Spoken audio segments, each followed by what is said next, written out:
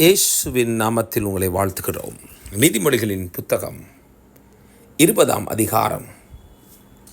பைபிளை நீங்கள் கவனமாக வாசிக்கும் பொழுது அநேக ஆலோசனைகள், ஒவ்வொரு மனிதனுக்கு தேவையான புத்திமதிகளை வேதாகமம் நமக்கு அதிகமாக வழங்குகிறது. இந்த உலகத்தில் நான் படித்த அனைத்து புத்தகங்களை காட்டிலும் பரிசுத்த வேதாகமத்தின் எழுத்துக்கள் என்னை உயிருள்ளவனாக, தேற்றுகிறதாக, மகிழ்ச்சி உள்ளவனாக, ஒவ்வொரு நாளும் சரியான பாதையிலே நடத்துகிற ஒரு பரிசுத்த தூய புத்தகமாக எனக்கு தென்படுகிறது.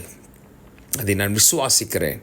ஆகவே தான் எனக்கு தென்பட்ட, நான் கண்ட அந்த வேதாகமத்தின் பரிசுத்த எழுத்துக்களை உங்களோடு பகிர்ந்து கொள்கிறேன்.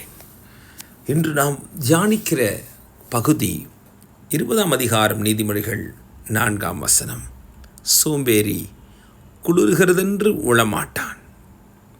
பாருங்கள், சோம்பேறி the sluggard will not plow by reason of the cold. சோம்பேறிக்கு ஒவ்வொரு காரணங்கள் இருக்கும். பாருங்கள், ஒவ்வொன்றாக சொல்லிக்கொண்டே இருப்பார்கள், கேட்டுக்கொண்டே இருப்பீர்கள். இதை சொன்னால் அது சரியில்லை, அதை சொன்னால் இது சரியில்லை, இப்படி சொன்னால் அப்படி, மாற்றி மாற்றி.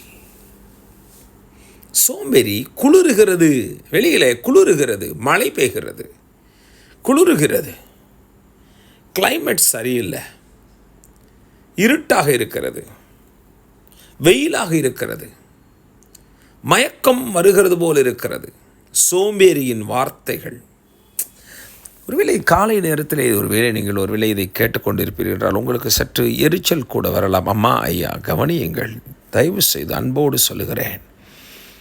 சோம்பேறிகளை ஆண்டவர் இயேசு நேசிப்பதில்லை. சுறுசுறுப்புள்ளவருடைய கையை ஆண்டவர் நேசிக்கிறார். ஆகவே தான் அந்த கைகள் செல்வத்தை உண்டு பண்ணுகின்றன.